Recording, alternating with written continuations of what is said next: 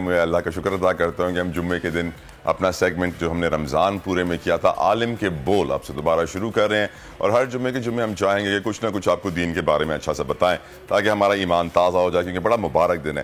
میرے ساتھ موجود ایک بڑی پیاری سی ہستی آپ کا تعارف کروانا چاہوں گا، آپ ہیں ڈاکٹر سید محمد وقاص شاہ صاحب، وقاص شاہ ہاشمی الازہری، اسسٹنٹ پروفیسر ہیں institute of space and technology کے، خطیب و امام ہیں میمن مسجد گلزار ہجری میں۔ شاہ صاحب آپ کے بہت مشکور ہیں، آپ نے اپنا قیمتی وقت ہمیں دیا۔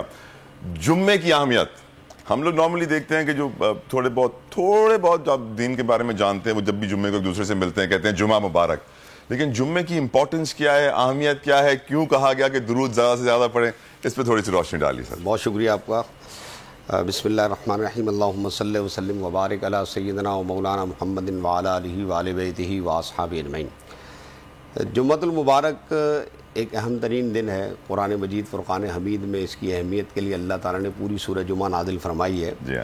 اس کی ابتدا کے متعلق ایک روایت میں آتا ہے کہ جناب سیدنا ابو ہریرہ رضی اللہ تعالیٰ عنہ فرماتے ہیں کہ جس دن میں رسول اللہ صلی اللہ علیہ وسلم کی بارگاہ میں حاضر ہوا اسی دن سورہ جمعہ نازل ہوئی تھی۔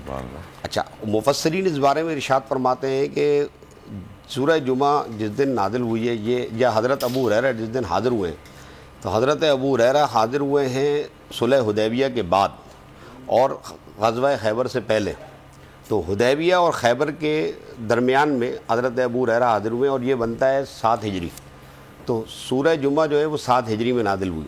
ٹھیک، اس کے بارے میں مفسرین علامہ روح المعانی لکھتے ہیں کہ حضور کے ایک جد امجد تھے، ان کا نام تھا کعب بن لوئی۔ کعب بن لوئی اور رسول اللہ صلی اللہ علیہ وسلم کے درمیان 560 سال کا فرق ہے۔ اچھا جی۔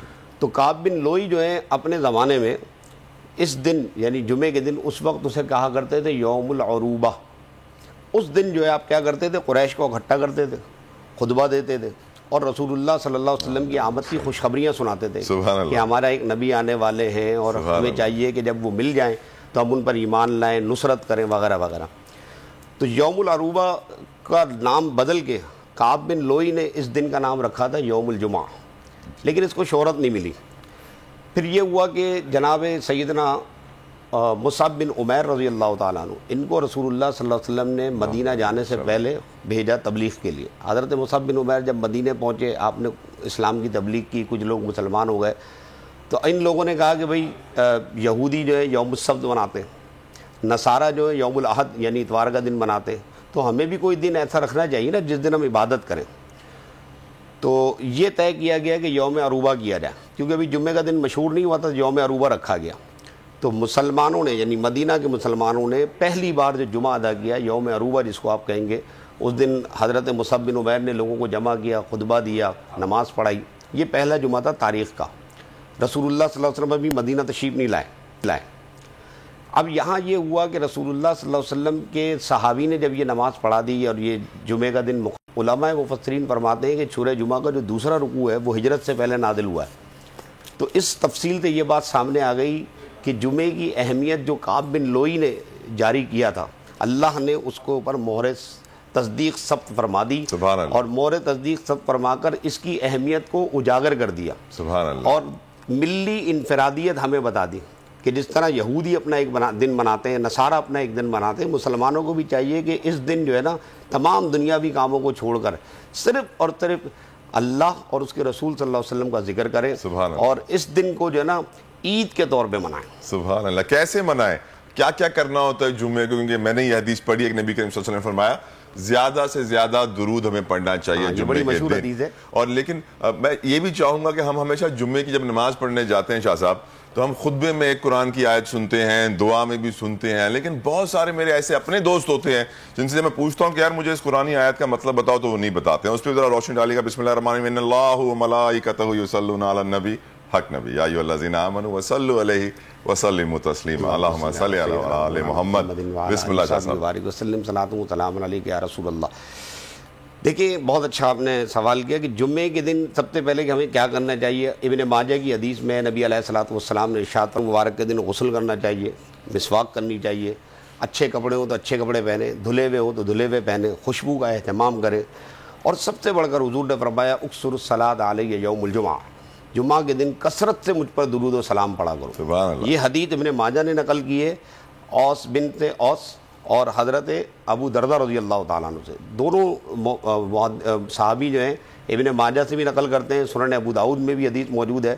اس حدیث کی تشریح میں علماء یہ فرماتے ہیں کہ اصل میں جمعۃ المبارک کا دن جو ہے بنیادی طور پر اگر دیکھا جائے تو محفل درود ہے. سبحان اللہ. اچھا, کعب بن لوئی کا میں نے آپ کو قصہ سنایا, وہ بھی حضور کا تذکرہ فرما کر گویا محفل درود کا اہتمام فرماتے تھے, اور حضور نے تو خود ارشاد فرمایا اکثر الصلاۃ علیہ یوم الجمعہ کہ مجھ پر جمعے کے دن کثرت سے درود پڑھو, فإنہ مشہود تشہد الملائکہ کہ تمہارا یہ درود فرشتے مجھ تک پہنچاتے ہیں. لیس من عبد یصلی علیہ الا بلغنی صوتہ حیث کان, میرا وہ امتی جو محبت کے ساتھ مجھ پر درود پڑھتا ہے اس کا درود فرشتے نہیں پہنچا رہے, بلکہ اس کا درود حیث کان, وہ کہیں پر بھی ہو, میں خود محمد اپنے کانوں سے اس کا درود سبحان اللہ العظیم. اچھا, صحابہ کرام علیہ رضوان نے عرض کی قالوا یا رسول اللہ صلی اللہ علیہ وسلم کیف تصلی علیک وقد ارمت, یہ کیسے ممکن ہے کہ آپ کی وفات کے بعد ہم آپ پر درود شریف پڑھیں, آپ تو وفات پا جائیں گے ایک دن. تو نبی علیہ الصلوۃ والسلام نے فرمایا بعد وفاتی, میرے وفات کے بعد بھی مجھ پر درود پڑھو. ان اللہ حرم علی الارض ان تاکل اجساد الانبیاء ونبی اللہ حی ویرزق, کہ بے شک اللہ تعالیٰ کے انبیاء جو ہیں اپنی قبروں میں زندہ ہوتے ہیں, سبحان اللہ, اور انہیں رزق دیا جاتا ہے. سبحان اللہ. ابن تیمیہ کے معروف شاگرد جناب ابن قیم نے اس حدیث کو اپنی کتاب جلاء الافہام کے اندر سند کے ساتھ, صحیح سند کے ساتھ لکھا اور فرمایا بے سند جید, کہ اس کی سند جو ہے وہ جید ہے, بہترین سند ہے. تو اس حدیث مبارکہ اور اس سے پہلے والی حدیث کا جو ترجمہ جو ہم کنکلوژن نکالتے ہیں, وہ کنکلوژن یہ ہے کہ دراصل جمعۃ المبارک کا دن جو ہے رسول اللہ صلی اللہ تعالیٰ علیہ وسلم پر درود و سلام پیش کرنے کا دن ہے, محفل درود سجانے کا دن ہے, حضور کے ساتھ خصوصی محبت کے اظہار کا دن ہے. اور شاہ صاحب قرآن کی آیت سے معلوم پڑتا ہے کہ اللہ نے یہ محفل سجائی ہے. اللہ نے یہ محفل سجائی ہے. قرآن مجید کی جو آپ نے آیت کوٹ کری, بڑی شاندار آیت کوٹ کری, اس آیت میں بھی اللہ تعالیٰ نے یہی ارشاد فرمایا کہ اللہ اور بندے کے کام میں کہیں اشتراک نہیں ہے, لیکن اس کام میں اشتراک ہے. یہاں مشترک ہے کہ اللہ بھی درود بھیج رہا ہے, فرشتے بھی درود بھیج رہے ہیں, اور امتی بھی درود بھیج رہے ہیں. اور شاہ صاحب یہ وہ ایک واحد عمل ہے جو انسان اور رب میں مشترک ہے. بالکل وہی میں نے, اللہ سبحانہ وتعالیٰ کچھ اور ایسا کام نہیں کرتا جو ہم انسان کرتے ہیں سوائے درود و سلام کے. سبحان اللہ, سبحان اللہ. شاہ صاحب ایک حدیث میری نظر سے گزری تھی کہ جمعے کے دن اپنے اہل و احباب, اپنے رشتہ داروں کی قبروں پہ ضرور جانا چاہیے, وہ آپ کو پہچانتے ہیں, لازمی پہچانتے ہیں. آقا نے فرمایا, بہت بہترین آپ نے حدیث یاد دلائی کہ نبی علیہ الصلوۃ والسلام نے فرمایا کہ جمعۃ المبارک کے دن اپنے والدین کی قبروں پر جاؤ, کہ جو جمعے کے دن اپنے والدین کی قبروں پر جاتا ہے اس کی مغفرت کر دی جاتی ہے.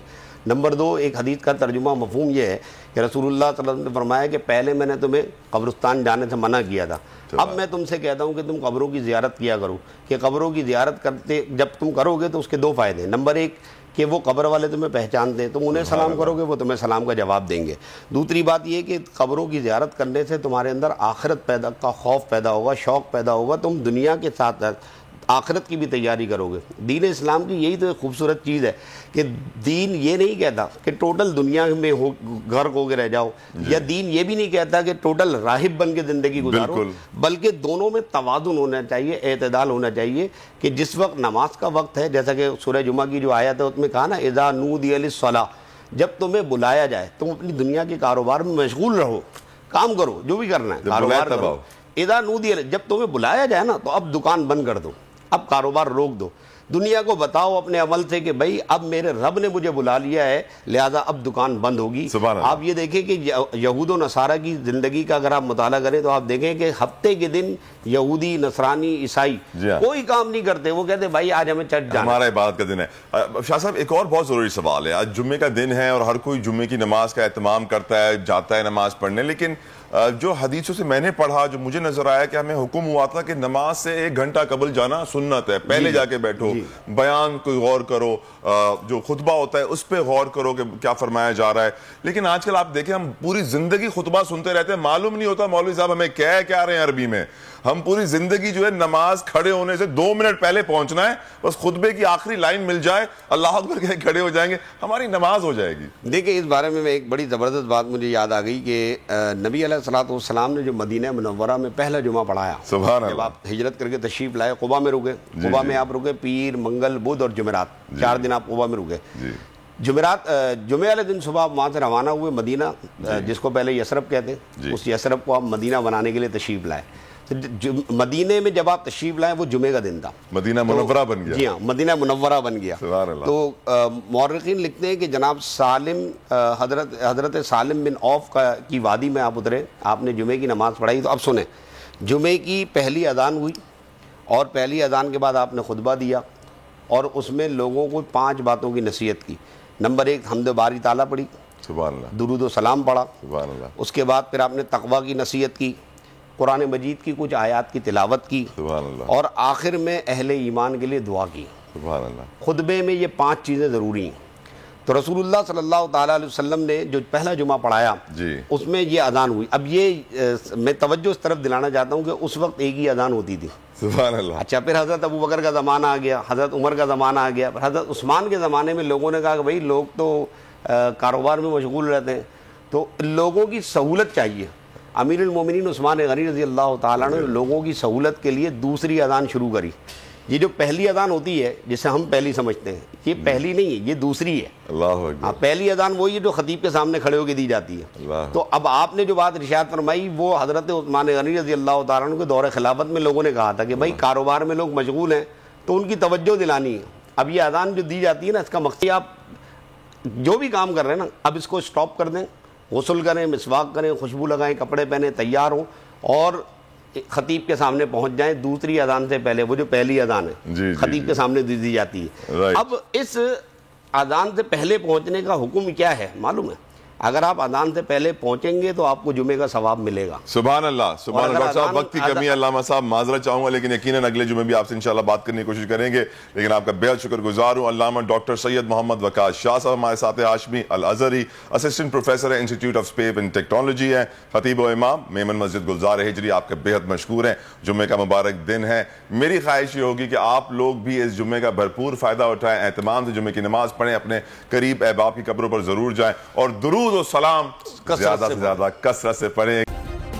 سبسکرائب کریں اور بیل دبائیں تاکہ کوئی خبر رہ نہ جائے.